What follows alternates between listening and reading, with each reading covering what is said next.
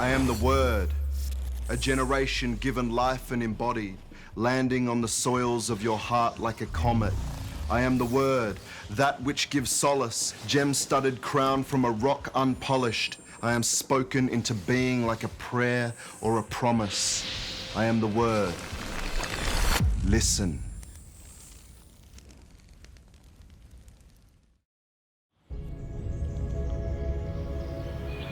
My generation sat on the brim of the ocean, waiting for the tide to bring something in.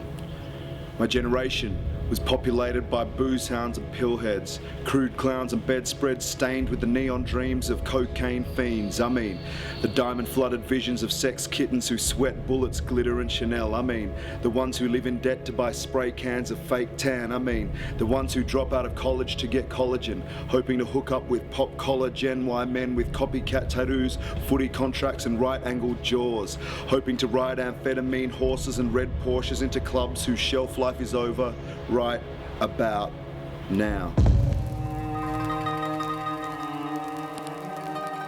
Malaysian-Australian, scallywag, raconteur, poet, novelist, child of Queanbeyan, Struggletown, New South Wales. And so I've got a very, very Arabic name. It's Omar bin Musa. So my dad's first name is Musa, so I'm Omar, the son of Musa. When I was young, my father was very devout, and I had to pray 5 times a day, fast during Ramadan. And my father told me from a young age, life will be difficult for you in Australia. You will be treated like an outsider, as he had been when he came to Australia in 1980. You will have to work twice as hard to get anywhere in Australia.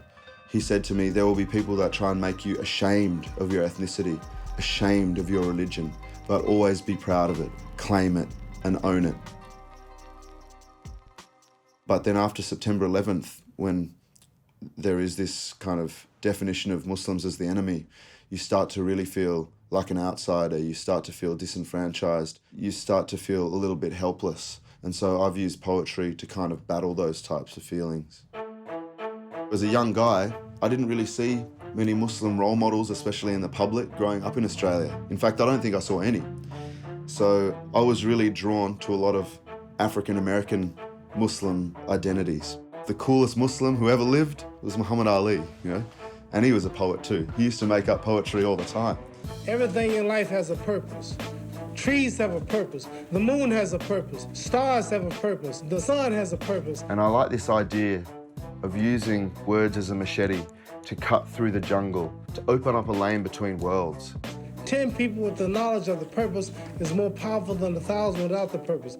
And I started really getting into Malcolm X. I would watch this hour-long documentary just for Malcolm X's speeches.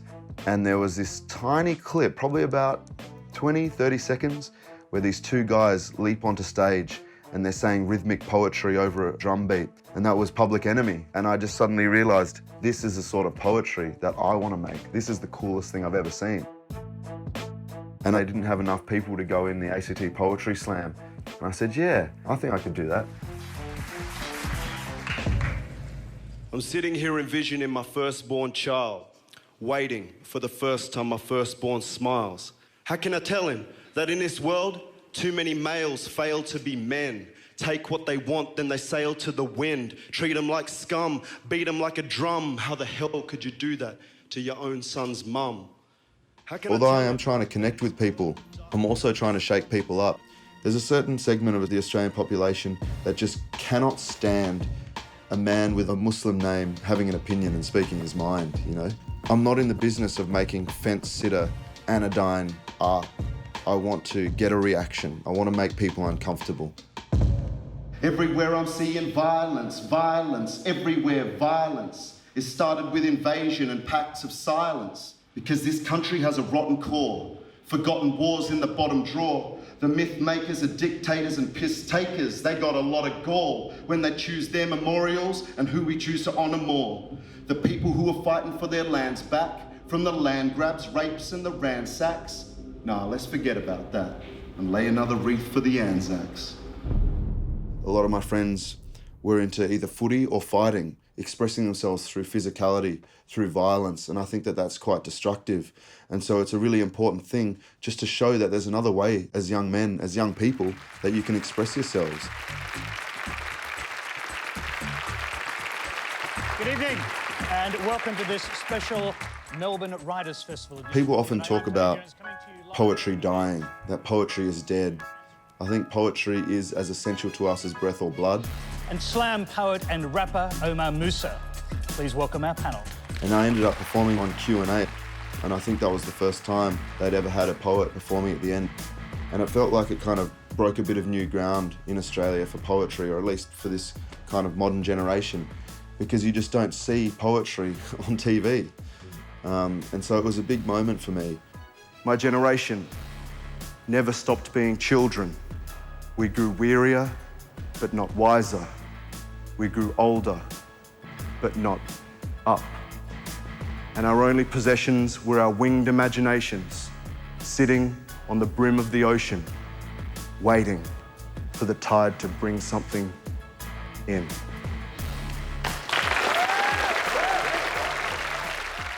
I think telling my stories fearlessly and proudly and with nuance and complexity is really, really important.